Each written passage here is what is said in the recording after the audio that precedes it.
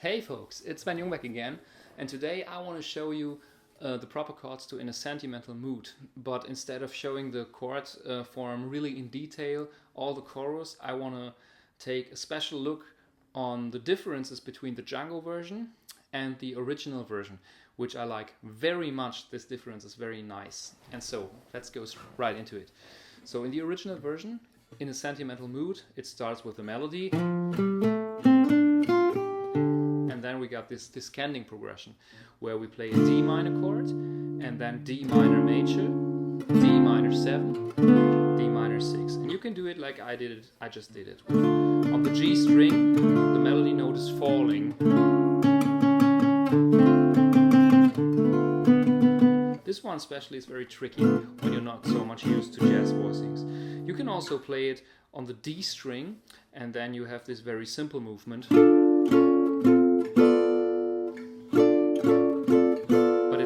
High up here to play it as an accompaniment. So that probably reminds you of Stairway to Heaven, you know? Probably that's where Jimmy Page got that from.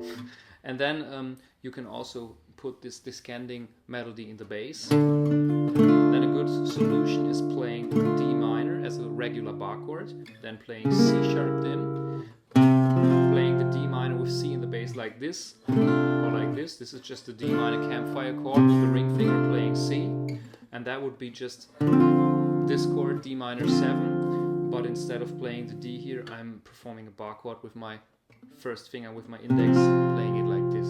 And then for the D minor 6, I play B half diminished with B, F, A, D, because B half diminished is exactly the same chord than D minor 6, only that we have B in the root, but that doesn't matter. It's really exactly the same chord. That chord could be D minor 6, B half diminished, or even G dominant 7, 9.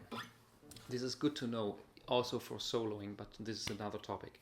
So, and this is the regular beginning. And then we switch to G minor in the sentimental mood. We're doing the same thing.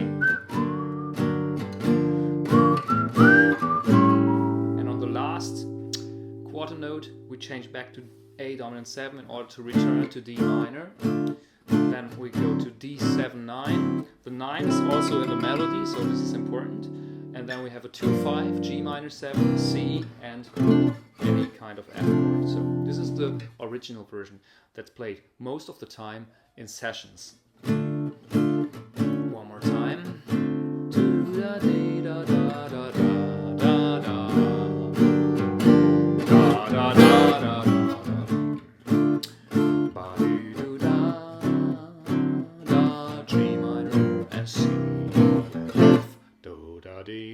And once again.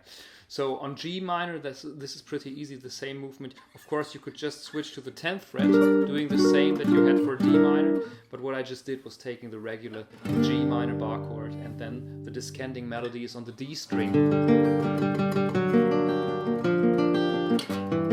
This is pretty much the same than this, that I showed you at the beginning here for D minor. But it's not a problem to put the E, play the E string here and have a low G, which makes it sound more suitable if you're, for example, the only guitar player, or if you're just the only player at all and you play it in a duo or something like that. So I sometimes do it like this with my thumb in the bass. If you can do this, fine. If not, doesn't matter.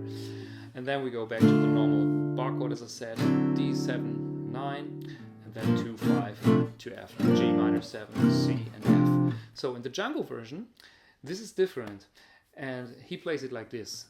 And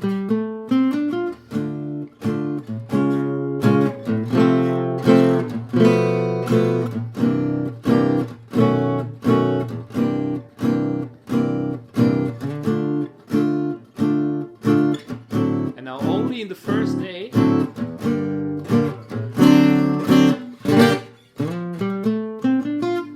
this is funny, right? It's D minor, and then you can play like C sharp dominant 7 or D flat dominant 7, whatever you like to call it. I like to call it C sharp dominant 7 because the D is already here.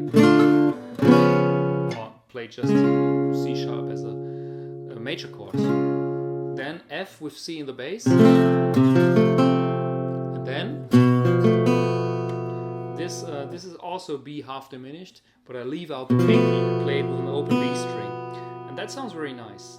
Sentimental mood. And then he plays immediately C7 and no G minor here.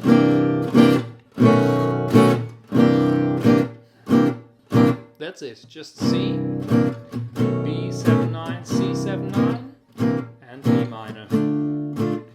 The rest is now it's more or less the same, and now in part A it's G minor, D7, and G minor.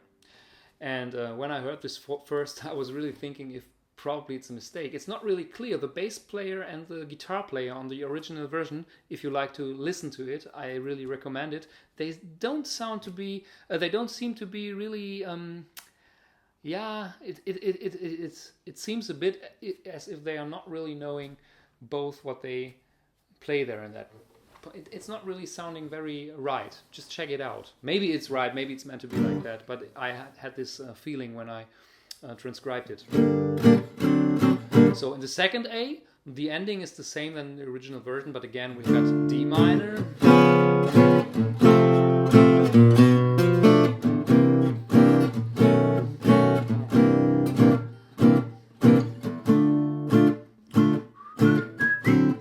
again this, and then the normal ending, A flat dominant 7 for part B. Part B is more or less the same in the original version and the Django version. It's a kind of turnarounds, a number 3 turnarounds in D flat major.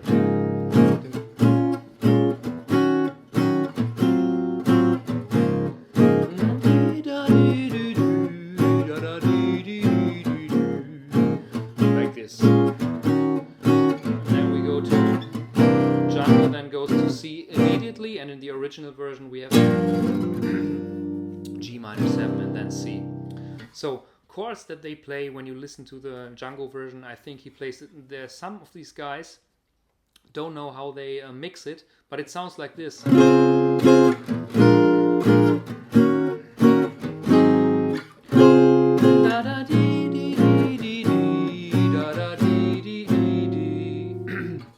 And then it seems that he plays, the rhythm player plays this one.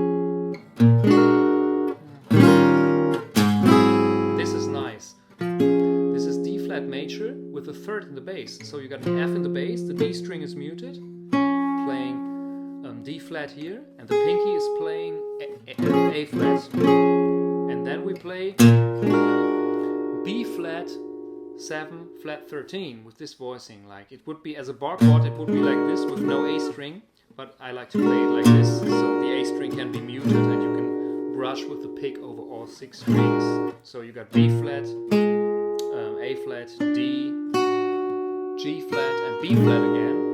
Then a dominant 7 chord on the second degree, E flat 7/9, and the same voicing that we had for B flat for A flat. And that sounds nice.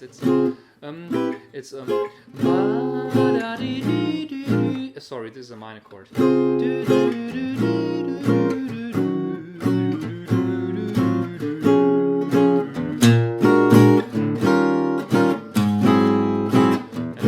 Turnaround,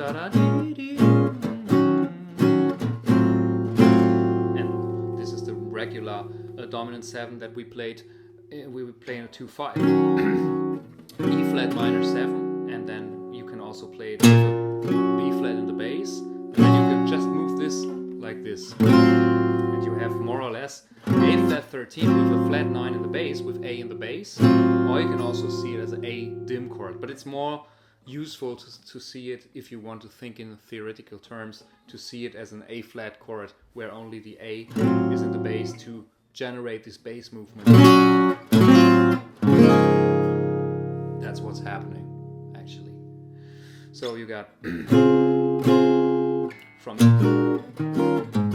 and then and that's it. So and then we move to C dominant 7. And this is the Django changes, and I will play all of it, one chorus of the Django changes chorus. 1, 2, 3, 4.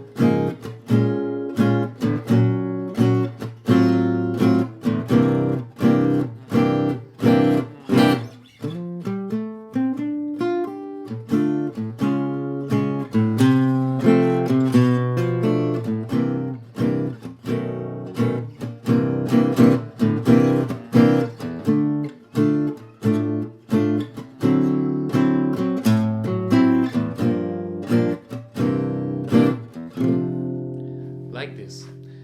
And there is one more option that you can do. The Rosenbergs are playing it like that. Instead of playing the descending or the very strange Django version, you can. It's not so strange at all, actually. The Django version is almost the same than the descending thing. The only difference is the second chord, where you really play a straight major chord, and then F with C in the bass is pretty much the same than D minor with C in the bass. And this chord is also the same than we had in this descending thing. So, but you can also play D minor 9, A dominant 7, flat 13, and D minor 9. And then playing D7 flat 9. In sentimental mood. Da da dee dee dee dee dee. Da da dee dee dee dee. Sorry, that one was wrong. You played D minor 9, staying on D minor, and then G minor, and then you can play F sharp dim or G minor and D dominant 7 and G minor, and again A. This is also fine.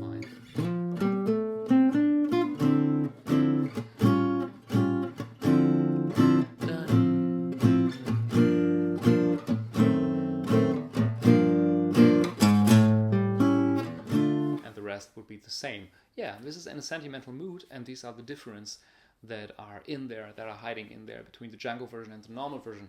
Hope you like it. If that helped you, subscribe to my channel. See you soon. Bye.